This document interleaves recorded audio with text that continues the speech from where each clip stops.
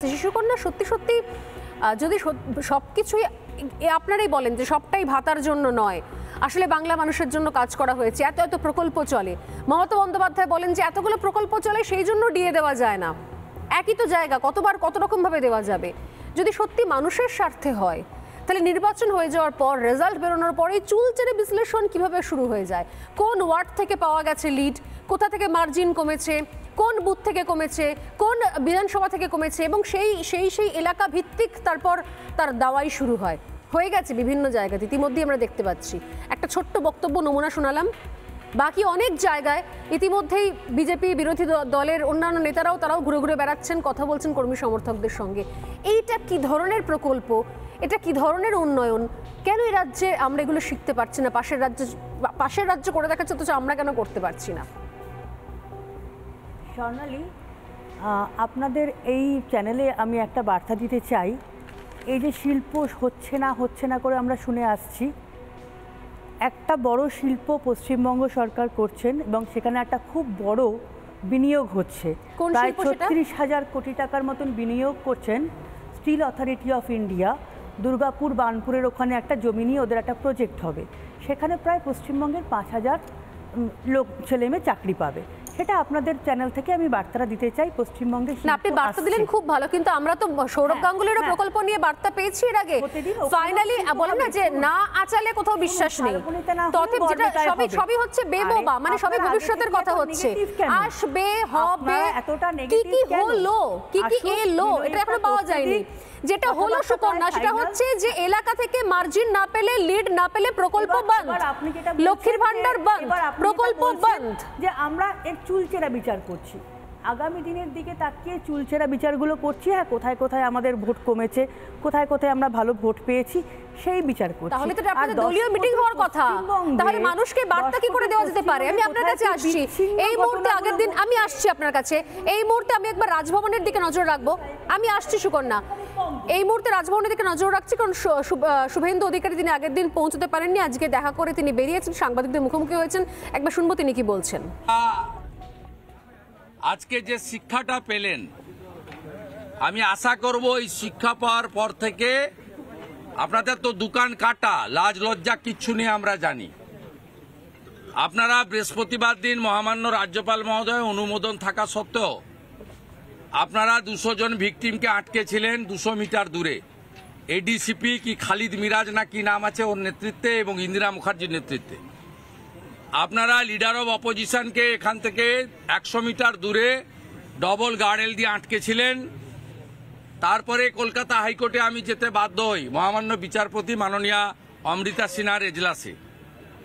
সেখানে যা যা হয়েছে লাইভ ভিউতে সবাই দেখেছেন, কিভাবে রাজ্যে রেজি কিশোর দত্ত মিথ্যা কথা ওখানে বলেছেন যে এলওপি আসার সূচনা ছিল না, আটকানো হয়নি, কত বড় বড় মিথ্যা কথা।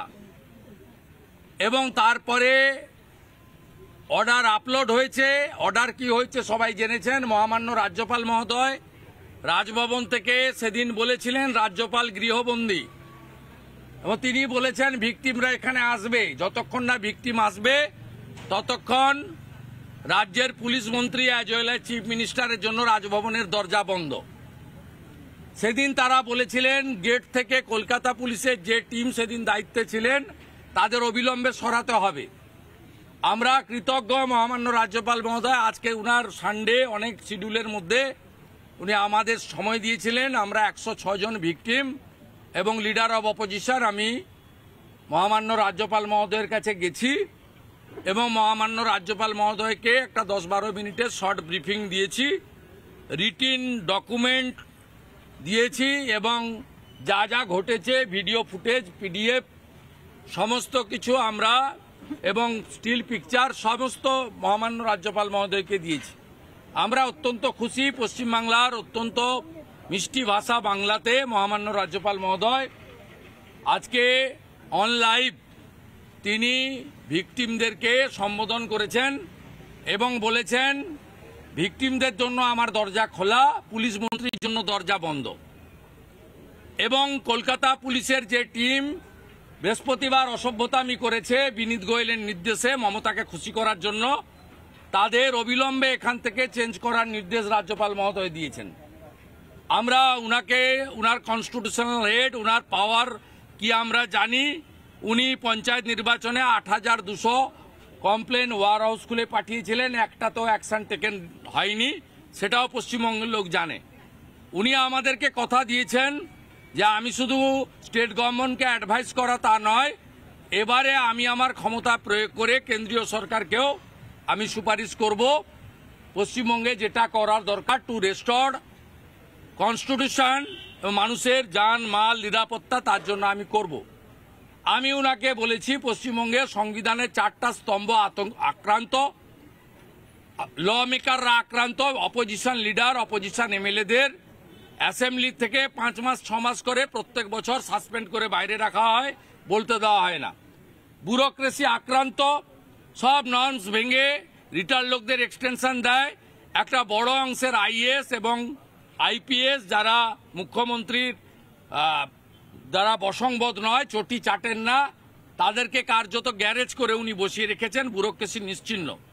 জুডিশিয়ারি এখানে অ্যাটাক, সবাই জানেন জাজেদের কিভাবে উনি অ্যাটাক করেন, জাজের বাড়িতে পোস্টার ফেলেন। সেই কারণে মাননীয় মুখ্যমন্ত্রীকে 5 লক্ষ টাকা ফাইন করেছিল 2021 সালে মহামান্য বিচারপতি কৌশিক চন্দ্রের বেঞ্চ। কৌশিক চন্দ্র মহোদয় 5 লক্ষ টাকা কলকাতা হাইকোর্টের বারকে জমা দিতে হয়েছে, যেটা স্বাধীনতার পরে কাউকে দিতে হয়নি। শুধু তাই নয়, মিডিয়া যেভাবে অ্যাটাক হয়েছে, সংবিধানের 4র্থ স্তম্ভ, সেটাও আমরা সন্দেশখালীর ঘটনা নিয়ে যেভাবে রিপাবলিকের রিপোর্টারকে কলার ধরে তুলে আনা হয়েছে, যেভাবে বিপি আনন্দের অ্যাসিস্ট্যান্ট ডাইরেক্টরকে এডিটর, সিনিয়র এডিটরকে নোটিশ পাঠিয়ে বলা হয়েছে সকালে আসতে, একাধিক পোর্টাল ইউটিউবারের বিরুদ্ধে আক্রমণ করা হয়েছে, অন্যান্য চ্যানেল প্রিন্ট মিডিয়া আক্রান্ত হয়েছে।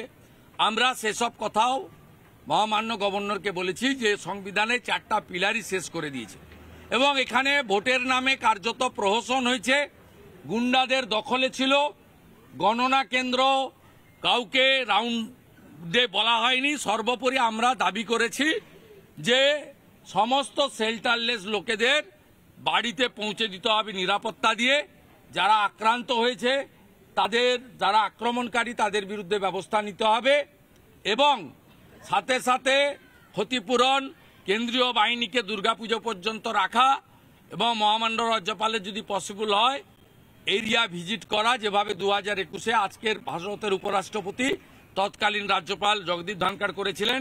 মহামান্য বর্তমান রাজ্যপাল মহোদয়ও 23-এর পঞ্চায়েত নির্বাচনে করেছিলেন। সেই সব আবেদন আমরা করেছি। উনি প্রত্যেকের সঙ্গে ঢোকার সময় কথা বলেছেন, এই মায়েদের, দিদিদের, বোনেদের সঙ্গে, অন্যান্য আক্রান্তদের সঙ্গে, এবং কর্মসূচি শেষ করার পরেও তিনি নিচে নেমে এসে প্রত্যেকের কাছ থেকে পেশেন্স হিয়ারিং নিয়েছেন, নোট নিয়েছেন এবং তাকে আমরা এই সমস্ত ছবি, তথ্য ইত্যাদি দিয়েছি। সুরাহা কতখানি কি হবে আমরা জানি না, কিন্তু এটুকু ঠিক যে যেভাবে কোথাও গত এর আগে যে 2 দিন আগে যে ছবি আমরা দেখেছিলাম যে অনুমতি থাকা সত্ত্বেও কোনোভাবে রাজভবনে রাজ্যপালের সঙ্গে দেখা করতে যাবেন শুভেন্দু অধিকারী আক্রান্তদের নিয়ে, সেটুকু অনুমতি পর্যন্ত দেওয়া গেল না। সেখানেও পুলিশ ব্যারিকেড করে রাখা হলো। পুলিশের বক্তব্য যে পুলিশ নাকি জানতো না যে শুভেন্দু অধিকারী একা নয়, তার সঙ্গে এই পোস্ট পোল ভায়োলেন্সে আক্রান্তরাও আসবেন। জানতো না পুলিশ, অথচ পুলিশ আগে থেকে অনেকগুলো ব্যারিকেড করে রেখে দিয়েছিল। কিসের ইনফরমেশন পুলিশের কাছে ছিল সেটুকু বোঝা যায়নি। সেই রহস্যটা এখনো পর্যন্ত রহস্য আছে। তবে আজকে শুভেন্দু অধিকারী রাজ্যপালের সঙ্গে দেখা করে বেরিয়ে এসে তিনি সাংবাদিক সম্মেলন করছিলেন। আমি যে জায়গায় ছিলাম সেখানে ফিরে আসবো যে কেন এখানে এই প্রহসনটা চলছে, এই মারধর, গুন্ডাগর্দি, মারামারি, ঘর থেকে তাড়িয়ে দেওয়া, বিরোধী ভাগাও, বিরোধী মাপেটাও, এই জিনিসটা চলছে কেন? তার সঙ্গে সঙ্গে সারাক্ষণ ধরে হিসেব নিকেশ, এখান থেকে ভোট পাইনি, এখানে লক্ষ্মীর ভান্ডার বন্ধ, ওখান থেকে লিড কম ছিল, ওখানে লক্ষ্মীর ভান্ডার বন্ধ। এই সারাক্ষণ এই জিনিসগুলো চলছে কেন? আমি শুনছিলাম আপনার উত্তর, আমি বাকিদের কাছে একবার করে চলে আসি, আমি আবারও আপনার কাছে আসবো না, একদম এক লাইনে। তাহলে এক লাইনে তো হয় না, আমার উত্তরটা শেষ করতে দিন। এই যে এত ভায়োলেন্সের কথা বলছেন ওনারা, এগুলো কিন্তু ওনাদেরই ক্রিয়েটেড। যেখানে যেখানে যাচ্ছে সেখানে করে করে একটা করে ভায়োলেন্স সৃষ্টি করছে। এই যে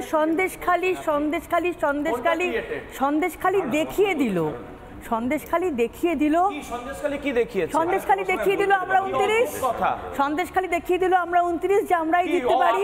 না না আপনি আপডেটেড না না না এক সেকেন্ড অঙ্কন প্রথমত হচ্ছে আলোচনা হচ্ছে পোস্ট পোল ভায়োলেন্স নিয়ে, কেউ কথা বলছে তখন সুকন্যা আলোচনা হচ্ছে পোস্ট পোল ভায়োলেন্স নিয়ে, পোস্ট পোল ভায়োলেন্স নিয়ে আপনি চলে গেলেন তার আগে সন্দেশখালিতে। না না আর তাছাড়া আপনি আপডেটেড নন, আপনি আপডেটেড নন। সন্দেশখালিতে রেখা পাত্র লিড পেয়েছেন, আপনি আপডেটেড নন। আপনি প্লিজ একটু ইনফরমেশন নিয়ে আসুন, তারপর আপনার কাছে আসবো। আমি আসছি শত্রুপের কাছে আসবো। বাংলায় তৃণমূলেরই জয় হয়, সন্দেশখালি কিছু দেখিয়ে দেয়নি, সন্দেশখালি কিছু দেখিয়ে দেয়নি। আমি আসবো শত্রু, সন্দেশখালি দেখিয়ে দিয়েছি। আপনারা এই বিরোধিতা করেন, সন্দেশখালি থাকলেও তৃণমূলই জেতে।